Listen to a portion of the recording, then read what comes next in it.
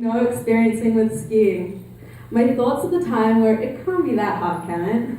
But that quickly changed as I started to slip down the hill, not knowing how to stop. Anna, from France, who knew how to ski, was there telling me the basics of skiing, but that all went out over my head as I started sliding down the hill. That's when I started to get faster. I had no idea how to stop, and the massive hill in front of me wasn't helping my thought process. I was about a quarter way down the hill when I really started speeding up. That's also when I realized I wasn't stopping anytime soon. I could slightly hear Anna behind me telling me to do the pizza, which at the time I had no idea what the pizza was. So that thought went out the window. I'm speeding up and getting to around halfway down the hill now.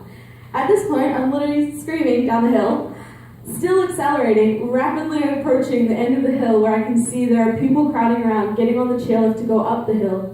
The only way I knew how to completely stop was to fall over, crash. I didn't want to accidentally hurt anyone with my novice skiing skills, so my mind was made up. I threw myself sideways in an attempt to stop, resulting in one of my skis coming off, and of course I face planted in the snow. It hurt a little, but at least I had stopped moving, although now I needed to get back up and get the rest of the way down the hill. Anna caught up to me, and a lovely medic had come to see if I needed help.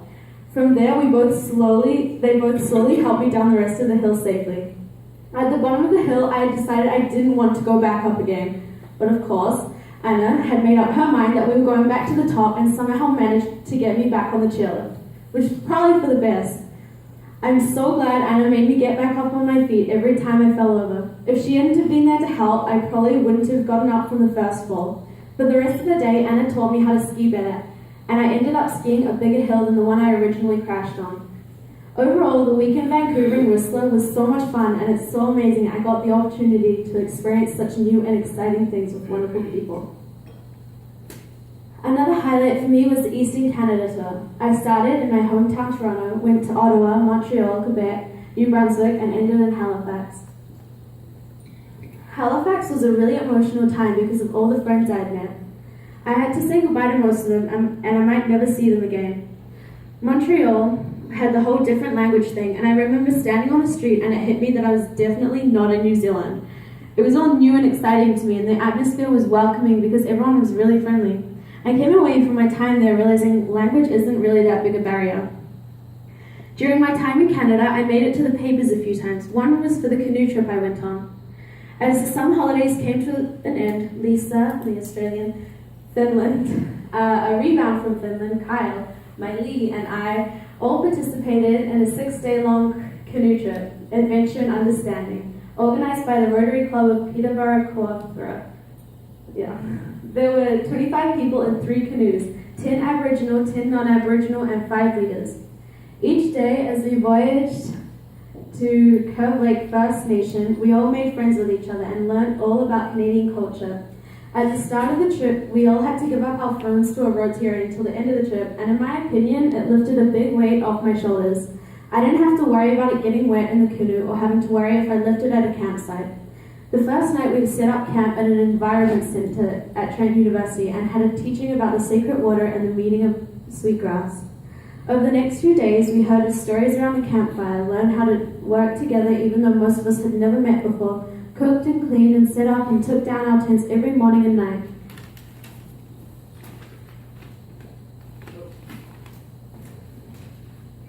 My favorite part of the trip was on the night we stayed at Camp Cawthra, a summer camp for children, where we got to go rock climbing, throw a traditional weapon that was kind of like a spear to hunt animals, do archery, learn how to tie a few knots, and throw knives and hatchets. The last day at Curve Lake, we played traditional games. We went to the community center for a feast with the community and planted a silver maple tree we had taken with us throughout the whole trip from day one. It was an experience I will never forget.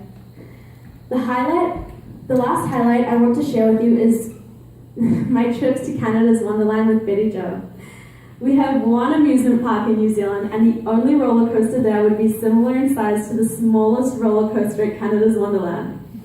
Betty Jo took me on the biggest roller coaster first. I had been on a small roller coaster in New Zealand, but being on the big roller coaster was something else. As we were slowly making our way to the highest point before the fall, struggling to breathe, I thought this might have been a mistake. But I realized it was safer to stay on the ride than to try and get off at that point. And I went back to the most basic advice I had been given when experiencing something so new. Firstly, breathe, then relax and make the most of it. Billy Jo has been around throughout my whole year and has been a part of a lot of my experiences. She's arranged volunteer work that I've been involved with throughout the year, like Rib Fest, a la carte, movies in the park, and Easter Seals Christmas party, to name a few. I even did a 5-kilometer fun run with Lisa in Bolton in 2 degrees in a tank top and tutu. I came to Canada wanting to be a part of as many things as I could, and volunteering was an awesome way to be part of the community I've lived in, and I'm thankful of the opportunity to contribute something back. I can only thank my Rotary Club for the amazing counsel they provided in Billy Jo. She has been so helpful and is always there for me and does so much for the exchange students. My mum really appreciated the pictures she posted on Facebook that I never had time to post. She puts a huge amount of effort into having an exchange go the best way possible. I totally hit the jackpot, and I just wanted to say thank you so much to Billy Jo because you really are the best.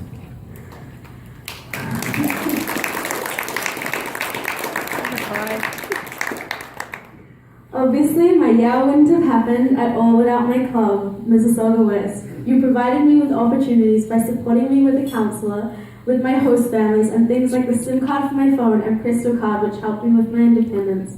Add to that the small things like being invited to Niagara Falls, the theatre, Blue Jays games, and being invited to Rotarians' houses. It really makes me feel like a part of a large family. Our club has become a home away from home. It's hard saying goodbye to everyone who's made such a big difference in my life, but I know I'll be taking a new perspective with me as I carry on into my future. Before I came on exchange, my thoughts were around a certain job in a certain country that looked a certain way. Having been through the experience of a lifetime on Rotary Exchange, I now have really big dreams. I want to learn a different language, travel all over the world, and swim with sharks. I intend to continue with my involvement with Rotary and volunteer work, having found my place in a worldwide community. Thank you all so much for your contribution, and I will miss you all so much.